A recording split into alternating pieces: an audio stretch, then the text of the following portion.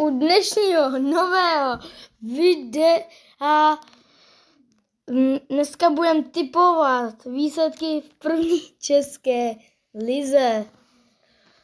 Tak první zápas je Jablonec versus Baník Ostrava. Podle mě to skončí 3-1 pro Baník. Čau lidi, tady si pozvali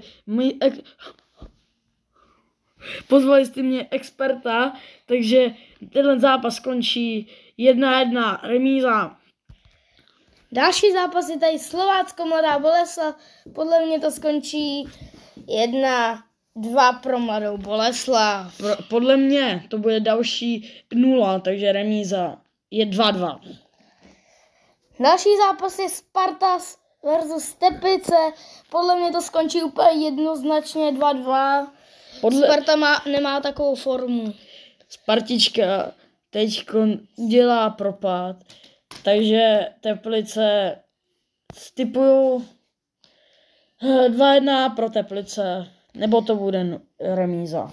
Další zápas je Hradec versus Plzeň a to bude 2-1 pro Plzeň. Tady čekám, Plznička má těžký zápas, ale podle mě skončí 1-0 pro Hradec. Další zápas je Bohemka versus Pražská Dukla a to podle mě skončí 2-1 pro Bohemku. Tohle malý pražský derby skončí 1-0 pro Duklu. Štěpán Šebr dá góla. Další zápas je Karviná Pardubice.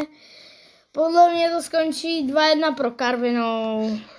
Karviná vyhraje určitě 1-0, protože Karviná moc góly nestřílí, ale Pardubice taky ne, takže vyhraje Karviná 1-0.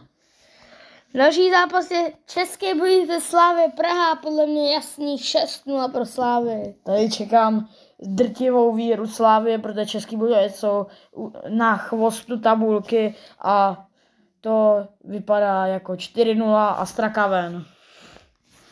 Až poslední zápas je Sigma Olomouc versus Slovan Liberec. Zajímavý zápas, ale vyhraje Sigma 3-2. Sigmička to pohlídá si a Kliman dá 2 góly, takže 2-0. Děkujeme, že jste se koukali na ten short a zdar!